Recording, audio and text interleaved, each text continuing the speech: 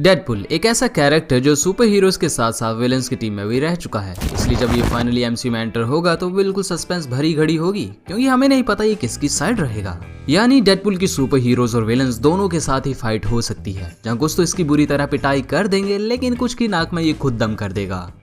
ये किन किन कैरेक्टर्स को हरा सकता है, आज हम ये बात नहीं करेंगे, बल्कि इस वीडियो में हम ये देखेंगे कि एमसीयू के कौन कौन से ऐसे कैरेक्टर्स हैं जो डेडपुल को पूरी तरह मार सकते हैं, यानी पूरी तरह। जहाँ ये 1-on-1 बैटल में अगेंस्ट होगा एमसीयू के सारे पावरफुल कैरेक्टर्स के खिलाफ, चाहे फिर वो विलेंस हो या फिर सुपर हीरो। बिना टाइम वेस्ट किए आज के इस कमाल के एपिसोड को शुरू करते हैं।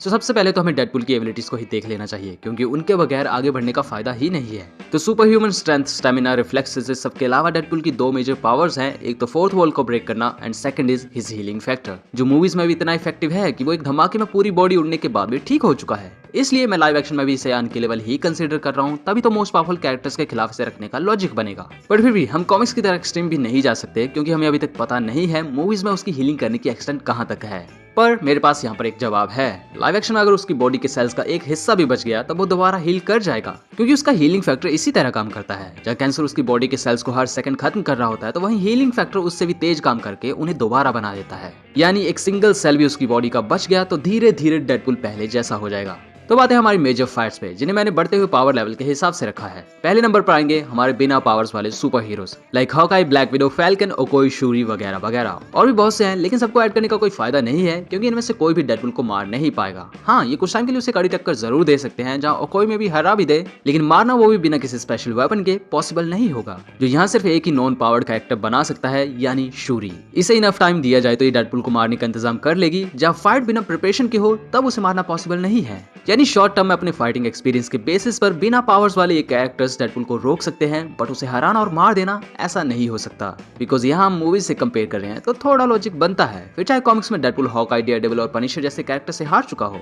सेकंड नंबर पर आते हैं हमारे एनहांस्ड सुपर ह्यूमंस, यानी कैप्टन अमेरिका, बकी, ब्लैक पैंथर एंड अदर्स। तो यहाँ पर लेवल थोड़ा अप हो जाता है, क्योंकि ये सारे किल करने में माहिर तो हैं ही, लेकिन साथ ही इनके पास डेडपुल के लेवल के अराउंड की स्ट्रेंथ एंड स्टेमिना भी है। उसे पूरी तरह मार तो ये भी नहीं पाएंगे, लेकिन डेडपुल के लिए भी इन्हें खत्म करना बहुत मुश्किल होगा, क्योंकि कैप्टन अमेरिका और बकी के पास सुपर सोल्जर सीरम की एबिलिटीज प्लस उनका फाइटिंग एक्सपीरियंस है, जो बड़े बड़ों के छक्के उड़ा चुका है। और ऊपर से हमें यह भी पता है कि अपने हीलिंग फैक्टर की वजह से डेडपुल बहुत ज्यादा रेकलेस हो जाता है। एंड मूवीज वाले वर्जन का आधा शरीर कटने के बाद वो काफी टाइम बाद हील हुआ था। यानी कैप्टन और बकी अगर उसे काफी जख्मी कर दे तो शॉर्ट टर्म के लिए उसे हरा सकते हैं। बट वहीं अगर ब्लैक पैंथर को देखें तो उसके पास वाइब्रेनियम का आर्मर भी है, जिसे डेडपुल अपने नॉर्मल वेपन से एक्सप्लॉइट नहीं कर पाएगा। मतलब ब्लैक पैंथर चाहे तो कितने भी टाइम के लिए डेडपुल के अगेंस्ट रह सकता है, अगर उसके खाने पीने और 1-2 नंबर जाने का इंतजाम हो जाए, पर मरेगा उससे भी नहीं।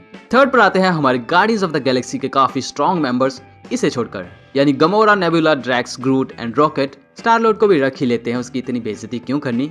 तो यहाँ गमोरा और नेबुला दोनों ही एलियंस हैं, यानी नॉर्मल केस में भी एक इंसान से स्ट्रॉन्ग, जिन्हें थैनोस ने बचपन से ही ट्रेन किया है। जहाँ गमोरा की strength and speed, durability, reflexes and healing factor super soldiers के लेवल के ऊपर का है, जिससे ये दोनों काफी खतरनाक वाली असैसिन्स बन जाती हैं। इसलिए गमोरा को गैलेक्सी की सबसे डेंजरस वुमन कहा जाता था, जो अपने किसी भी मिशन में फेल नहीं होती थी। और अगर फिट्स की बात करें तो इस तरह के भारी भरकम कैनन्स को उठा चुकी है, वो भी इनके फायर इंपैक्ट को झेलते हुए, जो बैटलशिप पर लगने के लिए बने थे। तो वहीं एक बॉम्ब ब्लास्ट जो किसी इंसान को पाव भाजी की तरह बना देगा, गमोरा उसे काफी आसानी से बच चुकी है। और उसके और ग्रूट की फाइट तो याद होगी ही, उस बेचारे के हाथ तक काट दिए थे जहरीली औरत ने, वो भी कितनी आसानी से। यानी डेडपुल के अगेंस्ट अगर ये दोनों 1-on-1 बैटल में लड़ती हैं तो उसे जख्मी करके काफी टाइम के लिए रोक लेंगी, बट उसे मारना ये इनके बस की बात भी नहीं है। बाकी अगर ड्रैक्स की बात करें तो उसकी स्किन काफी ज्यादा हार्ड है, इसमें कोई दो राय नहीं है, लेकिन इसका फाइटिंग स्टाइल डेडपुल के अगेंस्ट इसे मुश्किल में डाल देगा। वहीं रॉकेट इससे उल्टा है, गोली और बमबारी इससे अच्छा कोई कर ही नहीं सकता। और अगर ग्रूट की बात करें तो कितने बंदों को एक साथ धोबी पछाड़ दे चुका है, हम एमसी में देख चुके हैं। जब उसके पास super strength, stamina, durability, healing factor सब कुछ एक बहुत हाई लेवल का है, बट इन तीनों का ही ये सब डेडपुल के अगेंस्ट ज्यादा काम नहीं करेगा, क्योंकि ये उसे हरा तो सकते हैं, पर वो भी ग्रूट की डालिंग को अपनी कटाना से आसानी से काट सकता है। वहीं ड्रैक्स की भी गाजर मूली की तरह हालत हो जाएगी, जो कटने को रेडी हो, क्योंकि बहुत बचकानी तरह लड़ता है। यहाँ डेडपुल कैसे उछल उछल कर मारता है ये तुम जानते हो। मतलब यहाँ पर डेडपुल का हारना एक बहुत बड़ी पॉसिबिलिटी है, लेकिन वो जख्मी होने के बाद भी दोबारा ठीक हो जाएगा। बाकी स्टार लॉर्ड को रहने ही देते हैं, क्योंकि वो अपने पापा के प्लान पर ही स्ट्रॉन्ग है। उसके अलावा ये ब्लास्टर से फायर करने के अलावा कुछ स्पेशल नहीं कर सकता, और ऊपर से ये है भी एक ह्यूमन, यानी यहाँ पर भी सिर्फ डेडपुल को हराया जा सकता है, बट उसे मारना पॉसिबल नहीं है। फोर्थ नंबर पर आते हैं हमारे एक्चुअल पावर्स वाले सुपर हीरोज, यानी Iron Man, Thor, Vision, Captain Marvel, Doctor Strange, Hulk, Spiderman, Wanda Maximoff, Antman और बाकी और भी हैं जिनके नाम मुझे याद नहीं आ रहे। तो ये सारे कैरेक्टर्स काफी ज्यादा पावरफुल हैं, बट यहाँ भी 3 सुपर हीरोज हैं जिन्हें डेडपुल हरा सकता है, Spiderman, Antman and Wanda Maximoff. ऐसा क्यों कहा सोच रहे होगे, तो बता देता हूँ। डेडपुल एक काफी रेकलेस बंदा है, पर उसे पता है वो मरेगा नहीं, इसलिए अपनी सुसाइडल हरकतों से वो इन 3 कैरेक्टर्स को उड़ाने की कोशिश करेगा जो फिजिकल डैमेज के लिए सबसे ज्यादा वल्नरेबल है। जब स्पाइडी और इसके बीच की बैटल तो बराबरी जैसी होगी, तो वहीं वांडा और एंटमैन अगर टाइमली कुछ कर लें तब डेडपुल को सिर्फ हरा ही नहीं सकते बल्कि मार भी सकते हैं। बाकी हल्क की नाक में डेडपुल दम कर देगा क्योंकि हल्क उससे फास्ट नहीं है, बट फिर भी आखिर में डेडपुल की चटनी बन ही जाएगी। थॉर के सामने भी यही हाल होगा, जहां उसकी थंडर डेडपुल को बिजली में पके चिकन की तरह बना देगी, जिसे खाना कोई पसंद नहीं करेगा। इसके बाद आयरन मैन का मार्क 3 आर्मर ही इतना कैपेबल है कि डेडपुल उसे हराने की सोच भी ना पाए। तो अब देखते हैं इनमें से कौन से ऐसे कैरेक्टर्स हैं जो डेडपुल को पूरी तरह यानी हर सिंगल सेल के साथ डिस्ट्रॉय कर देंगे। बट स्टिल एक बात बता दूं, ऐसा करने के लिए इन्हें बहुत एक्सट्रीम लेवल की एनर्जी की जरूरत पड़ेगी, क्योंकि नॉर्मल आग डेडपुल को जला नहीं सकती।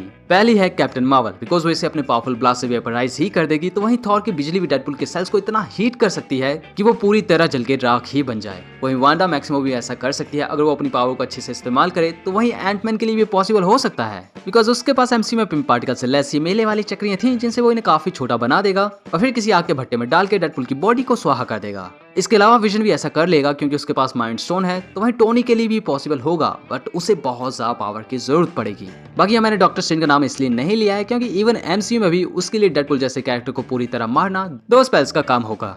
अब आते हैं हमारे इससे भी ऊपर के लेवल के कैरेक्टर्स पर, जिनमें मोस्टली पावरफुल विलेंस ही शामिल होंगे, like Thanos, black order, Malekith, Ronan the accuser, Kaecilius, Hela, Aldrich Killian, Ultron, Loki, Killmonger and some other powerful characters like Odin, Dormammu, Ego the living planet, void में दिखा वो matter खाने वाला monster, he who remains and the watcher.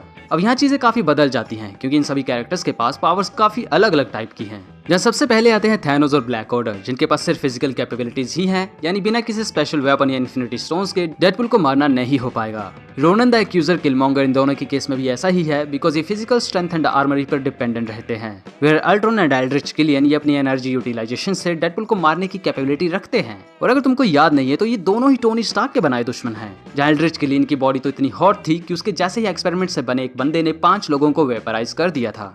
ना बात करते हैं हेला, मैलेकिथ and लोकी की। सो यहाँ हेला को तो हमने ऐसा कुछ करते नहीं देखा है कि उसने किसी को वेपराइज या डिसइंटीग्रेट कर दिया हो, बट फिर भी वो एक टाइम पर ओडिन के बराबर पहुंचने वाली थी। सो उसके पास मैजिक पावर्स तो होंगी ही। सो डेडपुल को मारने के लिए यहाँ सिर्फ एक पॉसिबिलिटी है, हम श्योर नहीं हो सकते। पर मैलेकिथ और लोकी की बात करें तो वो काफी कुछ दिखा चुके हैं। जहाँ डार्क एल्व्स का एक तगड़ा सा सोल्जर कर्स्ड एसगार्डियंस की लाइफ फोर्स को कंज्यूम कर चुका है, तो वहीं इनके पास ब्लैक होल ग्रेनेड्स भी थे। वहीं लोकी भी थोर को सांप, मेंढक बहुत कुछ बना चुका है, हम मूवी में ये सुन चुके हैं। मतलब मैलेकिथ के लिए डेडपुल को पूरी तरह मारना डायरेक्ट अपनी पावर से हो जाएगा, बट लोकी डेडपुल को मैजिक से कुछ छोटी चीज बनाकर एंटमैन की तरह इनडायरेक्टली मार सकता है। नाउ अब आते हैं हमारे आखिरी एमसीयू में दिखे सबसे पावरफुल कैरेक्टर्स पर, like Odin, Dormammu, Ego the living planet, void में दिखा वो monster, he who remains and the watcher. अब यहाँ मुझे कुछ बताने की जरूरत नहीं है क्योंकि ओडिन बेशक एमसीयू में डाउनग्रेड हुए हों, बट फिर भी वो काफी पावरफुल थे। इसके अलावा ईगो द लिविंग प्लैनेट एक सेलेस्टियल रह चुका है जो वैसे भी पूरे यूनिवर्स के प्लैनेट्स के क्रिएशंस को मारकर टेराफॉर्म करने वाला था। डोरमामू भी लाइफ फोर्स ही खाता है। लोकी सीरीज में दिखा monster matter and he who remains तो वैसे भी अभी तक के सबसे पावरफुल कैरेक्टर्स की तरह शो किया गया है, जहाँ उसके टीवीए के ऑफिस में इन्फिनिटी स्टोन्स तक काम नहीं करते थे।